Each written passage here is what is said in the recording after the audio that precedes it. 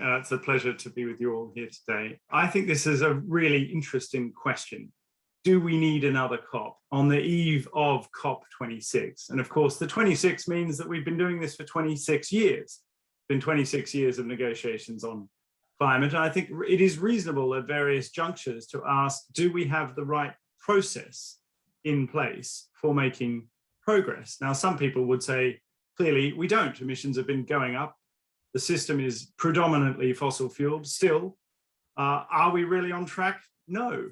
But on the other hand, you could make the opposite case that clearly we have made quite a lot of progress. Renewable energy technologies have crashed in cost. Net zero targets are bound. Countries are now effectively kind of international pariahs if they don't have one of these targets. And we're gathering in Glasgow to get ourselves on track.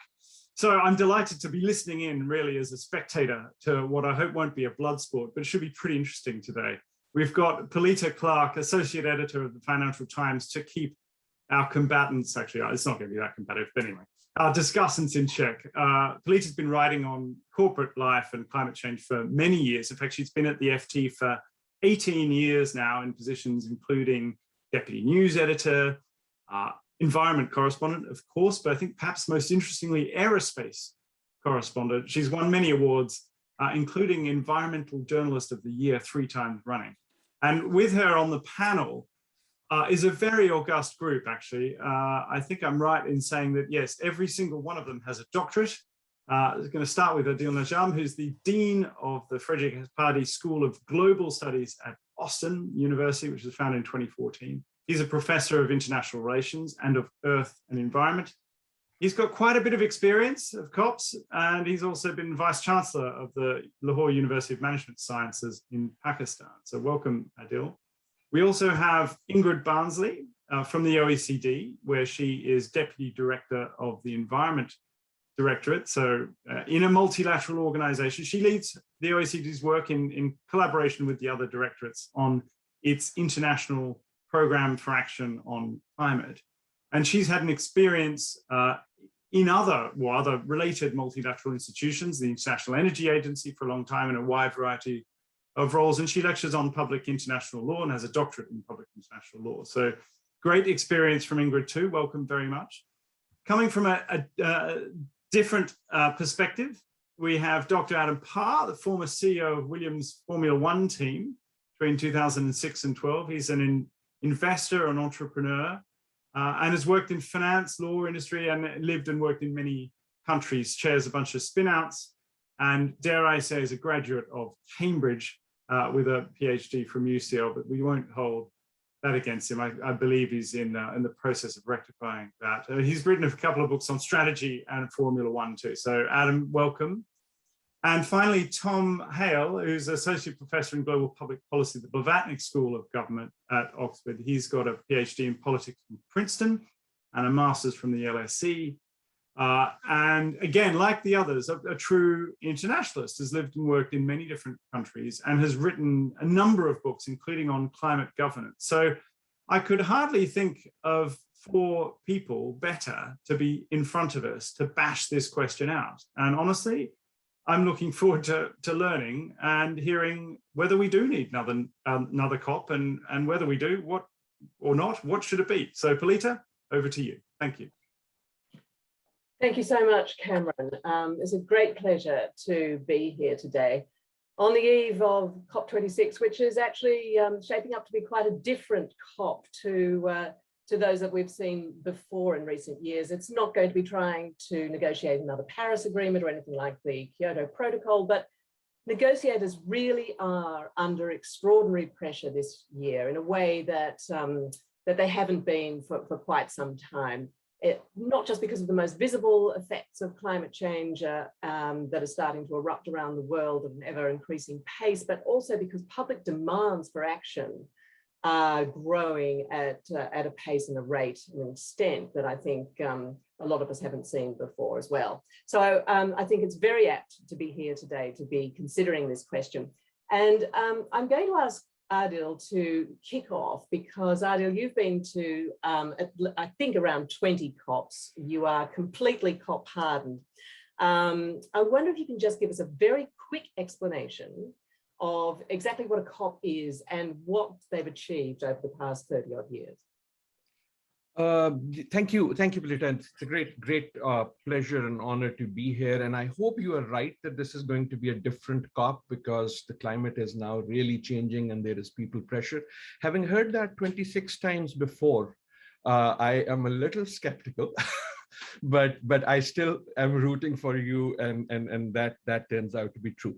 So what is a COP? As was mentioned, I am a creature of the COP in the following sense. The reason I do have that doctorate that was mentioned is because of these COPs, because that's what I wrote about.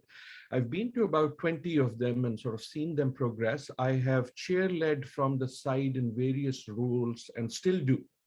Wanting the COPs to succeed. There are multiple people here, Scotia Group certainly, and Malik Dalan and others right now that I have aligned with in the hope to improve the COPs. But before that, I see Hans Hoogeveen, and for multiple years, we were in various efforts, and I see Ricardo Melendez and so on and so forth. So that's the journey. But to your question of what that journey has meant, what is a COP? A COP is a conference of the parties. A conference of the parties to what? A conference, the parties to the United Nations Framework Convention for Climate Change, right? And the Framework Convention is important.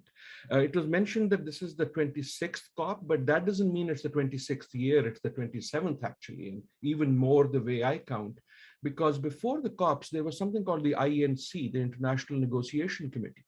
When we actually believed we would do something about this, we would actually have a treaty. In 1991, they actually set out to negotiate a treaty like they usually do. It had 5 meetings. I attended 4 of them in 1991 before the Rio conference. They didn't get a treaty. The US then with George Bush sort of scuttled that. And instead they created this shell called the Framework Convention. If you've read the Framework Convention, you would know what it is. If you haven't and have trouble sleeping ever, please do. It is a wonderful legal document that says we, the 170 at that point countries of the world, agree that at some time in the future that we do not know, we will come to an agreement that we cannot tell you right now to reduce atmospheric climate to some level, carbon to some level that we cannot specify by means that we do not yet have come to an agreement with. And that's why it's called a framework agreement.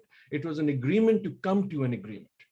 And the reason I say is that's what the COP is about. For 26 years, they've been trying to fill this framework with an actual agreement. And that is why there is this charade of trying to act like you are negotiating. Now, I'm being facetious here. There are many things that have happened, but essentially the COP is an attempt to come up with an agreement. And we are now in the 27th year of that process because COP1 was in 1995 in Berlin. At that time, I think the countries of the world actually believed they were trying to make an agreement because it took only 3 years for them to come up with the first attempt. And that was Kyoto, 1995, right? I mean, age yourself with this process, please, because I have. And so 1995 is the first one in Berlin. 97 in COP3, they actually try to come up with an agreement, and they do. It's called the Kyoto Protocol. The first time when there's something legally binding. And then essentially the US scuttles it, the EU chairs on the side because they didn't like it either, but essentially between Europe and the North Americans, that was killed soon after arrival. And that shadow of that experience still lingers in the hesitance of actually coming up with legally binding agreements, right? I have worked with and for developing countries which have been sort of on the side of this, rooting for something because this is one thing where they can't do anything for their survival unless the industrialized emitter countries do. Right? So Kyoto dies soon after birth in 97 as the rug is pulled out from under it after the US agrees, but then says, no, we are not in. The Europeans rush to say, oh, then we are not also in. And there that goes. And then you see this hiatus because everyone learns, let's not even try to make an agreement. Let's just act as if we are. And fast forward to every year you meet, and it's a stamp on my passport every year, until we get to 2009, when with COP15, Copenhagen and the Danes make the first real attempt at something meaningful. and that is in Copenhagen. Many people see that as a failure. I also see that as a failure in the sense that that was totally scuttled. You've probably seen this photograph of Mr. Obama and Merkel and others huddled essentially to slash any chance of an agreement really coming, because it would have required legally binding targets. But the point is the agreement didn't come. And the lesson that really explains what the Paris Agreement in 2015, I guess. No, this is 2009 Copenhagen. Right. Yeah, but what happened in 2009 then? And then that's why we've ended up with the Paris Agreement. Yes. Moving on, right? From that they learn binding agreements is not easy. And we come to 2015 for the next big attempt to say, okay, can we maybe get a non-binding agreement, which is what we have now, which is not an agreement, which is not a legal document, which is essentially every country saying, I will try to do this. That's what the Paris Accord is. And you add up what every country's statement of intent is and hope that countries through domestic pressure, as well as international shaming, will live up to that. And so here we are now with COP26. This is the first big test of the Paris Agreement in a sense, because the countries really need to have come forward with better pledges, correct? Yes and no. It's the fifth big test, because that test every year has failed. I think it's another new test. I think the newness also comes from the fact that some of the commitments are meant to be implemented right now. For example, the 10 billion a year to developing countries that no one really believes will ever happen. For example, there is another thing, the change in government in the US had raised the hope that maybe there will be a new impetus. And the COVID example had also again raised the expectation maybe we would learn. The public pressure and science, you are clear, has also gone up, because right with this has been the IPCC process. So for all those reasons, there were heightened expectations of this. Now, to end and to just give the one-line answer to your major question, I have been a friend of the COPs in that I want them to succeed. I think making the COPs for negotiation has not succeeded. I'm worried, like many developing countries and others are, that many who call for the end of the COPs are essentially saying, we'll just do what we'll do, and these pesky developing countries can be on the side, because developing countries, they have very little voice outside this. But frankly, the voice inside this is also not happening. I would like the COPs to focus on implementation rather than every year producing meaningless words. And you can go to the web and read them.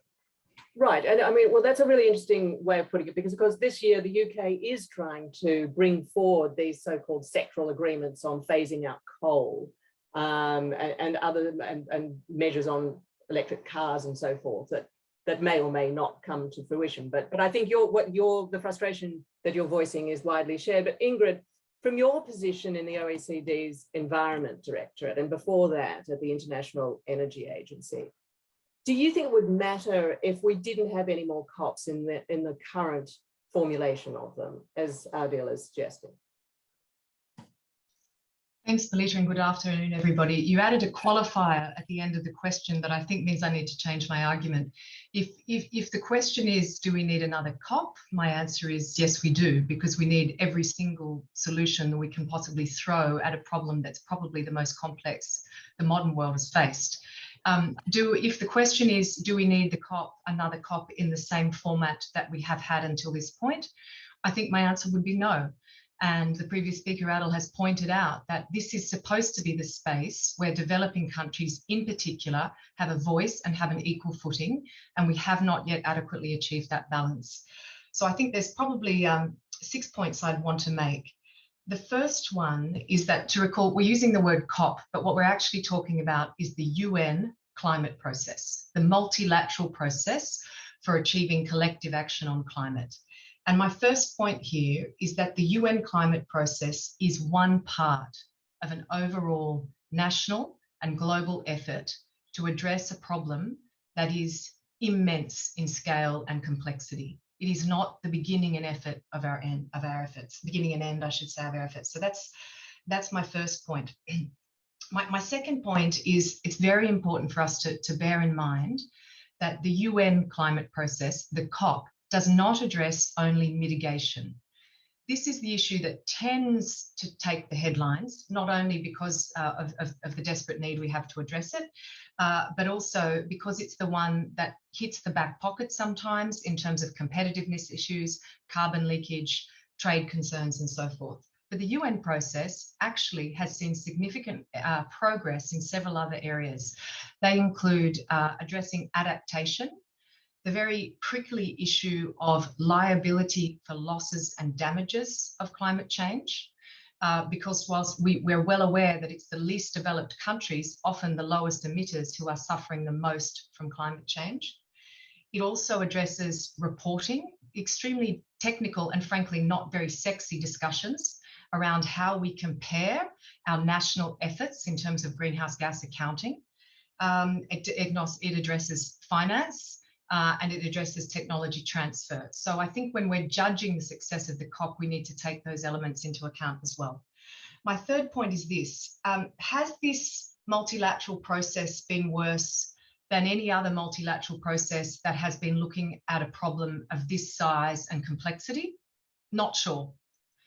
Has it worked in the sense of single-handedly solving the climate problem? No. Has it worked in the sense of leaving us better off than where we would have been without it? Yes, it certainly has. And I think that's where our judgment needs to be. And I'll get back to this point in terms of improving the COP in a moment. My fourth point is the one about other processes, be they unilateral or other collective efforts. These are critical to our overall global effort to address climate change. We need leaders and first movers to set the scene and bring others with us. The UN process alone will not do that. And we need first movers who are both countries. We also need first movers who are in the private sector, the non-government sector, and so forth. I don't see this as one or the other. I see this, for example, the efforts of the G20 as being highly complementary to the efforts of the UNFCCC. To take an example, if we were to have no more COPs and address climate action only through the G20, yes, we would have around the table more than 80% of GDP and global emissions, but we would be excluding 180 countries, including those countries who are most affected by climate change. They need to continue to have a role in a multilateral process. So these things need to be complementary, not competitive. This gets to my fifth point. Could we improve the process? My goodness, we certainly could. And Adil touched on that. Perhaps I won't do this in this round, Polita. If there's time, we can come back to that. My last point is this. We need to bear in mind that the COP process is not the actor. We are the actors. And we're very comfortable to criticize the process, but we still want to have a nice car and have our holidays in Ibiza.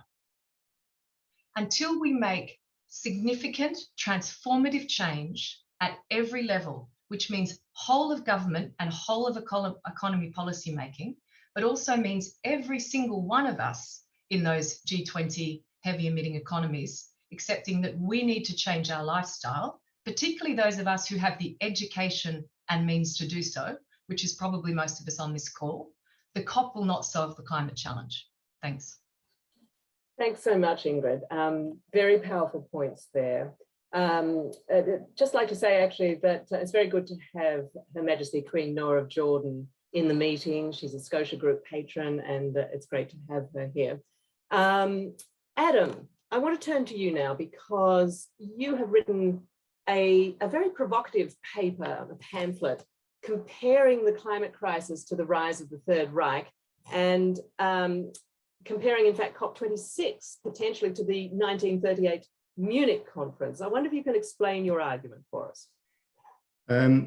Thank you very much, Polita. And I must say that one of the challenges with speaking on a panel like this is that one has to adapt quickly to the brilliant arguments of one's predecessors. And I won't do justice to that, but I want to start with a historical reference, actually two historical references. In 1932, Winston Churchill spoke in the House of Commons, and he was particularly offended by the return of the Prime Minister to Britain, celebrating the latest disarmament conference. And he said things which seem to me quite relevant. He said, we've had a year of conferences. There have been quite a number when one comes to think of them, he pointed out, and all but one of them, he said, I'm bound to say that all seem to me to fall under the criticism of trying to play off realities with words. And then he's particularly rude about the Prime Minister's return when the whole cabinet welcomed him and cheered him at the railway station. And then he goes on to talk about the melancholy scene in Geneva, where these negotiations are going on. And he says, why do they not look down beneath the surface of European affairs to the iron realities which lie beneath? And he said, I'm afraid that a large part of the object of every country is to throw the blame for an impending failure upon some other country, while willing, if possible, to win the Nobel Prize for itself. The process is apparently endless, and so is the pathetic applause with which it is invariably greeted. And the points I'd like to make are, nobody can argue that the COP process has been successful in arresting or slowing or in any way changing the trajectory of climate change. Have there been sideline victories? I would really challenge what Ingrid said. I don't think that the developing world has seen one penny from this process. I don't think we've seen any technology transfer. I don't think we've seen any of the collateral promises kept, let alone the major objective of actually agreeing legally binding commitments and then honoring them. So I think one can say that it's been a complete and catastrophic failure. And of course, 1995 wasn't the beginning of this process. The year I was born, 1965, was probably when it all began in the White House with President Johnson's work on climate change. So we've had my entire lifetime, 56 years of multilateralism, and not a thing to show from it. Now, the 3 points I'd like to make in summing up for this. First of all, words versus realities. The temptation with a process like COP is to pay attention to words, not realities. And that is why I'm afraid I would disagree with Ingrid in the sense that it is not one or, we have to choose. Do we want reality or do we want words? And unfortunately, COP drags us down a path in the wrong direction. The second point, which Churchill made, is if COP fails, again, then we have to recognize that it's failed. We sort of did that after Copenhagen, but it didn't seem to change our desire to have more conferences. So this time, okay, fair enough. I'm not going to stop COP. I can't stop it, sadly. But if it goes ahead and it does not achieve keeping 1.5 alive, which it will not, then let's be honest about it. Because that is the killer, is just not dealing with the reality of what's going on. And the final point I'd like to make, again with reference to history, is that there is an alternative to this. And it's not a smaller multilateral group like the G20 or the G7. It's not multilateralism, it's unilateralism. Like-minded countries like the UK, the US, the EU as a grouping can act unilaterally. They do not have to wait for each other to impose, for example, carbon taxes on imports. The EU is doing it unilaterally. The US could do it. The UK could do it. So there are very important things that could have been done to stop the Second World War. And there are very important things that could be done today. But because of the illusion that there is a process in place to deal with this problem, we're not doing the things we need to do. Thank you. Thank you very much, Adam.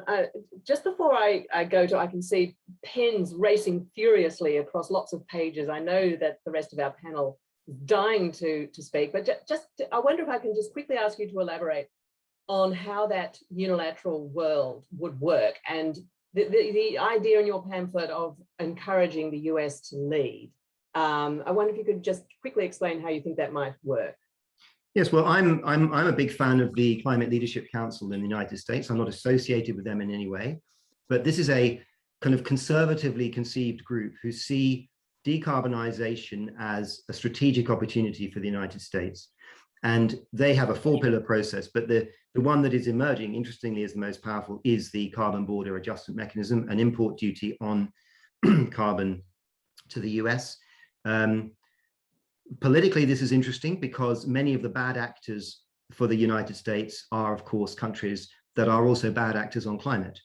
And being able to neutralize their ability to export fossil fuels has political interest. So I'm not trying to create a new solution. I'm saying, let's do carbon border adjustments. The US is the biggest importer on the planet. The EU is a big importer. and so is the UK. Between us all, we import over $1 trillion just from China. And we have every right to demand that what we buy is produced in a way that is consistent with our survival as a species. That's not an unreasonable request to make when we buy something. So I say, let's go unilateral. And of course, just one last thought, sorry, Polita, which is that by unilateral, obviously one would give recognition to the work that other regions and countries are doing. And of course, one would carve out ways to avoid damage, collateral damage to developing countries, etc. So I'm not talking about something that is unethical. I'm talking about something that is effective. Okay, thank you very much. Tom, I'm going to turn to you because you have written and done a huge amount of research on global institutions and how they work, particularly in the field of climate change. But I wonder if you can respond to Adam's ideas about the need to replace this multilateral COP process with a more unilateral framework. Thanks, Polita, and thanks to all the speakers for these great ideas. I think hearing them all, my reflection is to echo what one of my, someone I think is a very wise climate leader, Christiana Figueres, once said around climate change requires us to hold two competing ideas in our mind at the same time. And one of those ideas is we're not doing enough. And the other idea of those ideas is that we're doing much more than we thought possible. I think that's going to be true. It's true now. And I think it's going to be true at COP26. And I think it's going to be true for the next several decades as we move forward on this challenge. So do we need COPs? I think, well, we do need COPs, but we don't, as Ingrid said, I think we need much more than COPs as well. So I don't see it as a question of choice. Do we have this COP or do we replace it with something else? It's rather, how do we think about the overall regime complex, as we in academia describe the welter of institutions around climate change, the growing welter of institutions, and how do we steer that toward a direction of more productivity? And I think if you look at the UN process, which of course is one piece of this larger regime complex, what's to me surprising and interesting about the UN process is actually how it has, unlike many multilateral regimes, managed to adapt. And part of adapting and react over time. The change from the Kyoto model, if you will, to the Paris model is quite significant. It's given up on the idea of a legally binding regime as the be all and end all of what we're trying to achieve. And I think that's quite interesting and important. It's about, we're not going to solve the collective action problem through a binding agreement, which commits everyone to do a certain thing, that has sanctions and others, they don't do it. Instead, we're going to solve the collective action problem by building up a critical mass of action over time. So it's a very different logic. It's a different institutional structure, and it's not common in global governance that we see regimes shifting from one to the other. There's plenty of, the world is littered, unfortunately, with regimes that are locked in gridlock. I wrote a book called Gridlock about how difficult it is to do that. So there's some interesting developments that we should, I think, not lose sight of. And on the positive side of the ledger, the Paris Agreement, despite not being a binding regime, has had the largest impact, in my view, on what countries actually do on climate change. Before Paris, we were on a trajectory for something like a 4 or 5 degree world. And Paris, the NDCs are put forward in 2015, changed that trajectory. They changed it to something like closer to 3 degrees, which is not 1.5, it's not 2, it's a catastrophe, to be very clear, but it's a much smaller, it's much less of a catastrophe than a 4 or 5 degree world. And now for Glasgow, that point, that Adam's point that the COPs have achieved nothing, you would say actually they have actually at least put us on a trajectory to. Absolutely. Right. So we're flat. We're beginning to turn from an exponential curve to maybe a more linear curve now. And the question for Glasgow is, can we actually begin to flatten that curve? That's where we have to go, of course, as quickly as possible. So it's not, that's disaster, of course, to not flatten the curve, but it's less disaster. And so we need to be, I think, aware of the progress that's been made, because that gives us clues for how we can make further progress going forward. When I looked at the numbers this morning, the big question is, will we ratchet up in Glasgow? And as of this morning, 144 countries have actually done what Paris asked them to do, which is to submit a new NDC.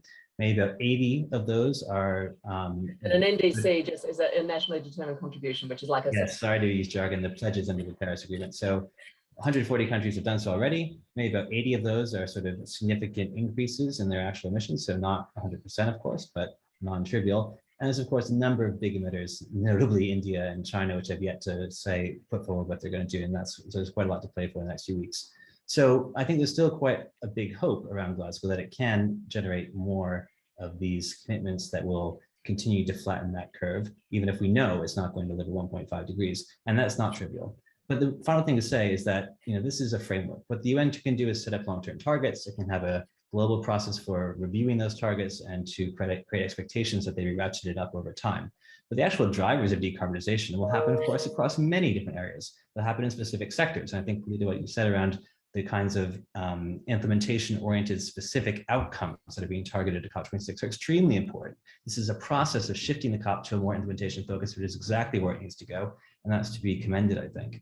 But it's also going to develop very much along the lines, I think, that Adam, you've described, where we are seeing climate become a structural condition across the world economy, across global security issues, and that's going to change the politics in very important ways. So it's not going to get rid of the COP process, and nor should it. I think the COP process will continue to play a key role, but we're going to see increasing interaction between the climate agenda and all the other parts of the geopolitical landscape, and that will come with friction as well as cooperation. So cooperation has its role, but there's also things others can do to push it forward at the same time.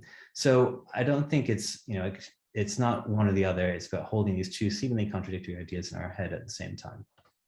But what about Adam's point that the problem with the COP is that at the end of Glasgow, if Boris Johnson stands up and says, well, this has been a tremendous success, we're on the path to victory in climate change, we may well be, but commitments are not the same as action. And when we look at, the UNEP report that came out this week that is showing that the major emitters are planning on producing as much coal, oil and gas by 2030 as would clearly put us over the 1.5 degree temperature target, the most ambitious one in the Paris Agreement. Is there a problem with these events giving a false sense of security about the future? I think it's indeed the case we need to focus very hard on reality and to hold people to account to make sure that words are matching that reality. But it's not true to say that we haven't made any progress. There's huge progress in many areas in renewable energy deployment. The UK has reduced its emissions by half in the last since this process began. I don't think that would have happened but for the UNFCCC process. So there's a lot to point to, and that's important because we can't only say it's not enough. We have to say it's not enough and we know how to make progress on it, because if we don't have that critical and, then we're truly lost. Yeah. Okay. Now, Ingrid, Adam directed a few of his points directly to you. Is it true to say that developing countries haven't seen a single cent or barely any money out of as a result of the COP process? No, it's not factually correct. Could the mechanisms under the UN process be working better? Again, I would say they absolutely could be, and that's why debates like this and other opportunities for critique are extremely important. We need to hold those negotiators to account. But between the Green Climate Fund, the Adaptation Fund, and the technology mechanism, for example, of course, the Clean Development Mechanism under the Kyoto Protocol, all of these have provided the opportunities for the transfer of finance and/or technology and the financing of cleaner infrastructure or energy projects in developing countries. The capacity building around things as simple as developing a national greenhouse gas inventory has also come through the climate process. Of course, we now have the $100 billion climate finance goal. The donor countries have not yet achieved that goal, but they're getting closer and closer. Had we not had the UN process and the pressure that comes with that process, we would not have had that kind of commitment. I think we also need to bear in mind, in terms of the efficacy of what the COP process has achieved over time, Thomas has picked up on quite a lot of this. We now have in the Paris Agreement a quantitative goal. We have some reference to time, and we have information on how countries plan to achieve their national goals with a commitment that they will progressively ramp up effort. Actually, what's quite creative about the multilateral process under the Paris Agreement, as Thomas mentioned, is that they have not tried to force this through a binding legal agreement. So we should continue to see progress. But two other important ways in which they've made the COP has made a difference is actually, factually speaking, the COP process has had a significant impact on domestic policy making in many countries. Had we not had the COP process, we would not have seen without the COP, the range of progress across countries in terms of domestic policy progression that assists climate change. And of course, another point about the COP is that it provides an opportunity to raise the issue on the global agenda, not just with state actors, but with non-state actors as well. The choice is not a binary one of unilateralism versus bilateralism. Neither alone is going to address the issue. And let me give you an example. Let's take the example of the hypothetical example of the United States imposing a CBAM. Let's look at energy project Carbon border a adjustment. carbon border adjustment mechanism. Carbon border tax. So if you are receiving an import from a country that does not have an explicit carbon price, you will impose a tax an import duty at the point of entering the United States. Now let's look at projections for energy demand out to 2050. Energy demand is not coming from the developed world. Energy demand over the next 2 decades, the growth and explosion in energy demand, interestingly, is not coming from China either. It's coming from India, it's coming from Southeast Asia, it's coming from the African continent. So if we want to punish through a unilateral measure countries that actually need to be able to import into the United States, we could do so, but we won't be helping them on their course to development. Now, Adam pointed out that any good CBAM will include recognition of domestic effort. How does that happen? That happens through multilateral discussion so that we can establish equivalency of effort. It doesn't happen through a unilateral decision. The reality is that if the CBAM is instituted also in the case of the European Union, there will be multilateral discussions about how you establish equivalency of effort in terms of your implicit or explicit carbon pricing efforts in other countries. So even a CBAM introduced unilaterally, in fact, is ultimately going to acquire a multilateral process to be implemented effectively, particularly if we're serious about not impacting on least developed and developing countries. Okay. Well, there's some great points there, and particularly the one about the $100 billion a year that wealthy countries were supposed to have actually already started to mobilize by 2020, but actually, I mean, given that there was a pandemic going on, there's some leeway, I think, for excusing. But Adil, you know, as someone who's been involved in the discussions about just that one chunk of money, which has been central to negotiations, to many of the negotiations, since it was first promised in 2009, does it really, you know, doesn't Adam have a point, at least when it comes to trying to use the COP process to deliver this very important chunk of money? It really hasn't worked. And that's part of the reason why these negotiations have been so intractable, right? Oh, you're on mute. Sorry, Adil, I think you've still got your microphone off. Yeah, my apologies. I sound so much better with my microphone off, but no, it hasn't worked. It hasn't worked, and nor have, Ingrid, I agree with a lot of things she's saying, but nor have any of those other funds. That's a bureaucratic sort of tick box. None of those funds that she mentioned, none is fully funded. Developing countries aren't seeing that. That doesn't mean COPs have failed. That just means developed countries keep making promises that they have no intention of fulfilling. No one believed the 100 billion. I mean, do you really believe what Mr. Kerry says, or Alok Sharma says, or the Chinese minister says, or the Pakistani minister says? It has become a PR exercise. Countries have realized we can promise whatever we want at the COP because we don't have a domestic constituency or an international group that can make us implement that. That's what I'm saying the COP should do. None of these funds have. I haven't seen them. And nor do I subscribe to this idea that we cannot solve this through a multilateral process or a binding agreement. I think that's the only way we can. This is a cop-out. Paris was a cop-out. This idea that countries have fulfilled Paris, countries are saying they have fulfilled Paris. That is like me saying to my students, go write your paper, read it and grade it yourself. I don't need to see it. The point of the COP and the UNFCCC should be, okay, you are saying you've done, let me show it to me. And as a citizen of the world, I want to see, did the country's emissions go down? I haven't seen that. And any amount of saying, oh, we've done this and we've done that, fine. I'm just looking out of my window here. Has the climate improved? No, it hasn't. Has actual money come? No, it hasn't. right? And does that mean just remove the COP and a few people will work in a room and it will work? No, I don't think so. What it means is the COP has to say no more negotiation. Here is my proposal. The only thing the COP and the UNFCCC should do is every meeting, hold the meetings because they are useful, hold countries actually accountable for what they have promised. I don't want any new agreement from Glasgow. Simply take all that you have said in the last 26 years and implement it. And if you can't, here is an idea. Let's put sanctions on countries that haven't. One interesting sanction would be no travel for any citizen of a country that hasn't met its climate goals. I bet you will get real action. Then you won't just get a Saturday walk. You will get real pressure from, if you say, I have a Pakistani passport, I know what travel sanctions mean. Let's put a sanction on every passport from a country that hasn't met its climate goals. And I bet you something will happen. So again, I know this won't happen, but my point is, COPs are useful only if they are made to be useful. And they have become a permanent negotiation exercise.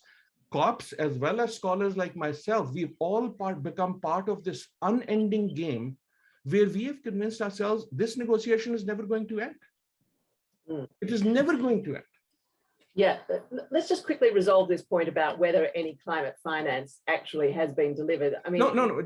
With due respect, if your question is, has any gone? Yes, sure. I'm sure $20 went somewhere. Have the promises been met? And have they gone to the countries, or have they gone? Sorry for this, but for example, this climate inventory. Here is this very interesting thing. Developing countries that have minimal emissions are made to write huge reports based on that money to tell us what they are doing. Industrialized countries that have the most emissions aren't. It's given this fancy name, capacity building. It's essentially kicking the ball down the road. Apologies for jumping in. Okay, that's fine. Now, Ingrid, I just wanted to let you, given that the OECD actually counts up all of this climate finance, and in fact, I think you're about due to tell us what the latest number is. You can give us all a big scoop here today by telling us what it is, if you like. I think I'll lose my job if I gave you a scoop, but I could tell you that I didn't sleep last night, if that's an indication of how hectic things are. Indeed, there's look, for the purposes of debate, it's entertaining to take binary positions, but the reality is there's a big difference between saying that no money and nothing is gone to developing countries versus saying, as Adil said, that promises have not been met. And consistently, that's the case. Promises have not been met. And so what we need to do is have a more effective COP where developed countries in particular are more accountable, and there's more transparency around their individual and collective efforts. But I also would suggest that possibly they should be less ambitious in their pledges and more realistic in their pledges and commitments in the start, because there is a tendency from COP presidencies in particular to come out and wave the flag of success every time. And they push the countries, including the developed countries, too far. And it's as if everyone wakes up with a hangover the day after the party and goes back to capital and says to their policymakers and their economists, how are we actually going to deliver on this? So there's a certain honesty to some countries like Canada and Australia who say, I'm not going to sign up to the next effort because I've done the analysis and I don't think we can meet it. On the 100 billion now, more specifically. So for colleagues online, one of the significant commitments out of Paris was that the so-called donor countries, which happens to be a subset of OECD countries, although there's no connection between the OECD and the UN process, that donor countries would commit 100 billion in climate finance to developing countries. That goal has not yet been met, and the latest figures were released by the OECD in 17th of September this year for the 2019 figures, so pre-COVID, and showed a $20 billion gap. Now, that's not an easy thing as the OECD, which effectively represents all of those donor countries, to do, but we're committed to ensuring the accountability that Adil referred to. When we released those figures, they were picked up by the UN Secretary General, and new pledges have come in as a result. It has also prompted the donor countries to develop among themselves a so-called donor delivery plan, which will be announced in the coming days. Once that plan is announced, the OECD will come out with its own analysis as to when the $100 billion goal will actually be met. And that's an absolutely critical piece of transparency that Adil was mentioning. And just to be clear, we're talking, it's not just a one-off $100 billion amount. We're talking about every year it's supposed to be flowing. It's an interesting question. There's much debate because in actual fact, there were many components in that $100 billion commitment. There were many aspects of the commitment that were not agreed to at the time in Paris, which is part of the issue in and of itself. But theoretically, it's an annual commitment. Although there's much debate about precisely what the commitment means. And for example, must the commitment be all public finance, or are we in actual fact talking about the mobilization of private finance through public effort? Here, a significant point for developing countries is the fact that public finance directed toward emerging economies with stable markets, stable political situations, frankly, more ability already to address climate change themselves, is the best way of mobilizing private finance. But where we need the money to go is toward least developed and most vulnerable countries, and we need the money to go toward adaptation, not only mitigation, because the problem's already here. Typically, public finance to those kinds of projects will not prompt private sector finance. So there's a real juggle for the donor countries as well. And one of the last points I wanted to make about the donor countries, and it's connected to what Adil and Thomas are saying about the efficacy of the COP process, is I think we probably need to see better coordination among the donor countries and the developed economies. Okay. Tom just put an interesting link to a story in the chat there about the US appearing to be holding up or perhaps even timing these plans to deliver that $100 billion in climate finance. Not something that is terribly unexpected in some ways. But Tom, can I just ask you to respond to Adil's idea about the prospect of ever being able to do anything like sanctions, actually sanctioning countries that don't live up to their Paris commitments? How realistic do you think that ever could be?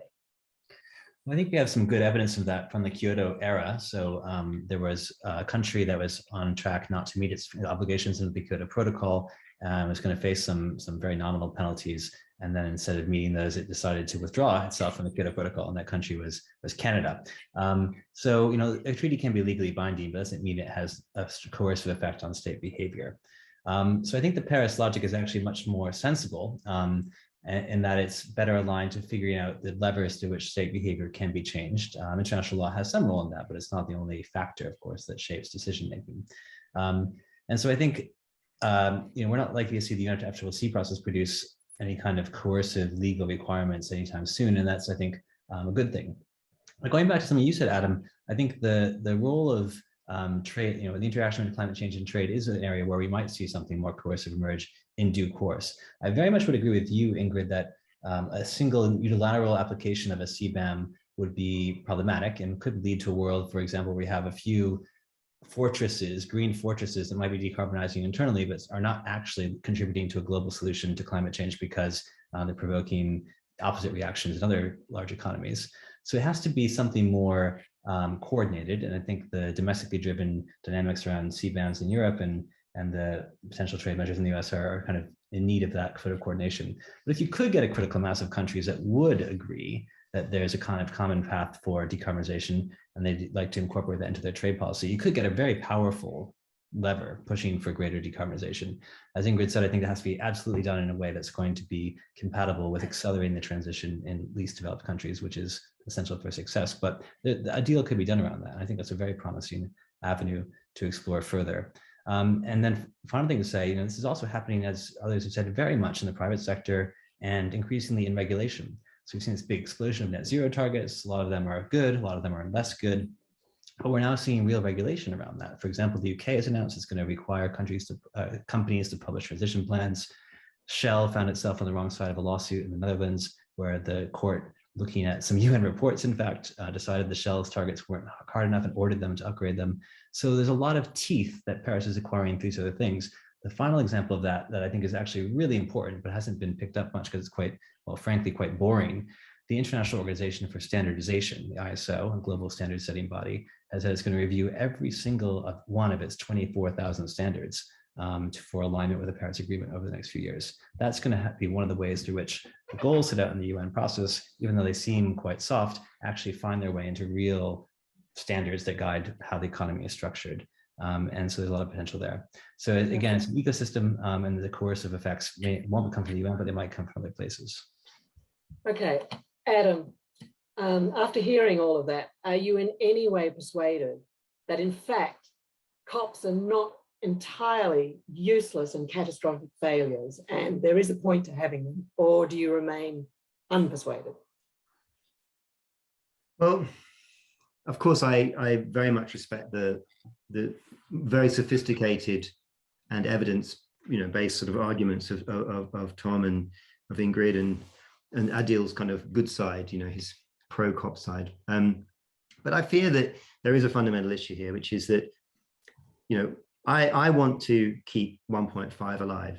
I dread a world in which the climate continues to heat on the trajectory it is. And there are many things that are going in the wrong direction. I have one fundamental, I suppose, point I'd like to make in response to a point that Ingrid made, and Tom made, which is that the UK's transition from coal to natural gas, I'm afraid, cannot be credited to the COP process. That just simply is a factor of Margaret Thatcher shutting down our coal mines, and we have the North Sea next door. Now let's watch how easy it is for us to go to the next stage to decarbonize our economy by 2035. I think we'll do it, by the way. I believe that there have been very positive trends in the last 20, 30 years around renewables, for example. And I believe that that kind of logic can be applied in many other areas: steel making, cement, transportation. What I fear is missing is that I've been a businessman all my life. Businesses need clear rules. Give us a clear rule and we will invest and we will make things happen. The problem with the COP process is it doesn't set clear rules, right? And I think that's the biggest problem is let's unleash.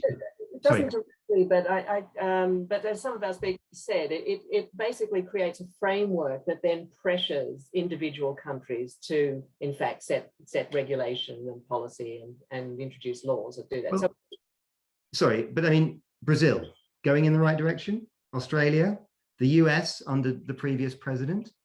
It's just arbitrary. The domestic politics determines whether they do it, what direction they go in. Even Obama was hardly a saint on this issue, right? So, let's be realistic. It's not causing consistent change in the right direction, and certainly not at the pace we need. I think we need unilateral action, because I think actually countries like China, India, Brazil, Mexico will respond. The private sector will respond to absolutely clear signals about pricing. And that's what we really need. We can solve this problem. I have no worry about that, but the signals need to be clear. So I'm afraid the answer is no, Pelita. No, not at all persuaded. Nothing has made you change your mind at all. No, I'm going Extinction Rebellion, I'm afraid. Okay, now I think we've possibly stunned everybody with these extremely interesting points into silence on the question front. If anybody does have a question in the audience, please, this is your chance in the last few remaining minutes to write in and ask this brilliant group for their thoughts. But while we, is that one? Yes, I think, well, we've got a comment that, right, yeah. Actually, no, someone has raised net zero. Just in the last few moments, Tom, you've been heavily involved in monitoring these net zero commitments that have come forward, which were actually, if you'd told everyone in Paris in 2015, Adil, I think I'm right in saying that if you'd told people in 2015 that 2/3 of the global economy was going to be covered by net zero commitments, and hundreds and hundreds of the world's largest companies were going to be coming forward with these, there would have been kind of shock, because the Paris Agreement itself doesn't really use the words net zero, alas. But Tom, how when you look at some of these commitments, there's a lot of holes in them. How effective do you think they're actually going to be? And actually, there's one question here. Someone is, it's Adam, actually. Yes, correctly asking, net zero by 2050 or 60. What does that mean exactly? Yes, well, that's another way of asking what I'm asking you. It's a great question. And net zero is crystal clear as a global outcome that we're all trying to achieve, and very unclear as what it means for the operationalization of how we go from here to there. But what's striking to me is how, as you said, Bleed, how quickly it's gone from the scientific literature to a kind of soft version of it in the Paris Agreement to a harder version in the next IPCC report, and now into a major organizing principle for businesses, for countries, for how we think about moving forward on this issue. And China has committed to a net zero outcome.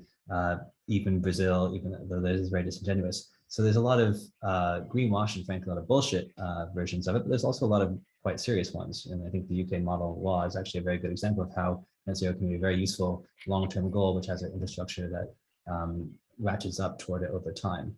So, so I think it's quickly moving to operationalization. As I said, we're seeing now this kind of really take hold in regulation in some parts of the world. So this is very, as one of the things, as you're saying, that is, we couldn't have imagined in 2015. We're going to need, though, to be very, very careful about how we operationalize it, because there's obviously many different ways to achieve a global state of net zero with very different distribution outcomes, very different costs. And one of the things that we can't lose sight of are the basic fundamentals of justice, equity, fairness, and efficiency, all of which we need to make sort of maximize here. So huge amount to play for. And this is, I think, one of the most exciting areas for sort of governance scholars and practitioners coming forward. Yeah.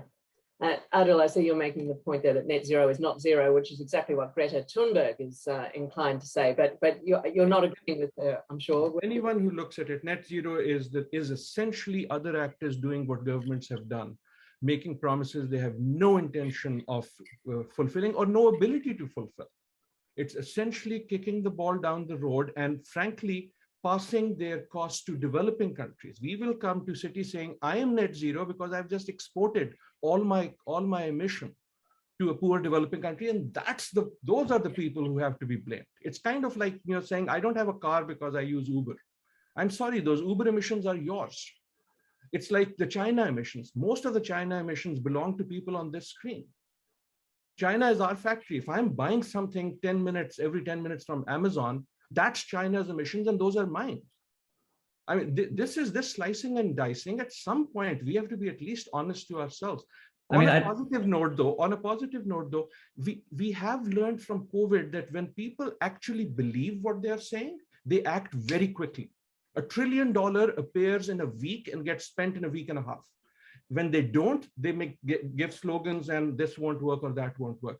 When people believe it is existential, those sanctions and you can travel here and not travel there come like this. So my contention is it's not just governments, it's not just businesses. You and I, we actually do not believe this is existential yet. When we do, I think a lot of this fluff will go away. And for many developing countries, it's today because they are seeing the impacts. Yeah.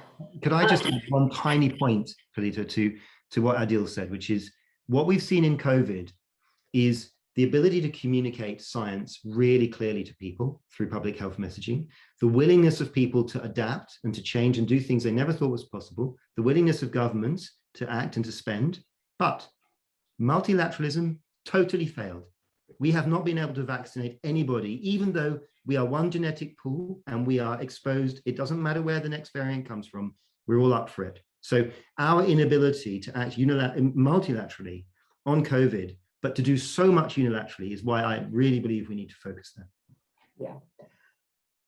Unfortunately, we are now 2 minutes over time. So with regret, I am going to say thank you very much to everybody, but we have to close, but it's been such an interesting conversation.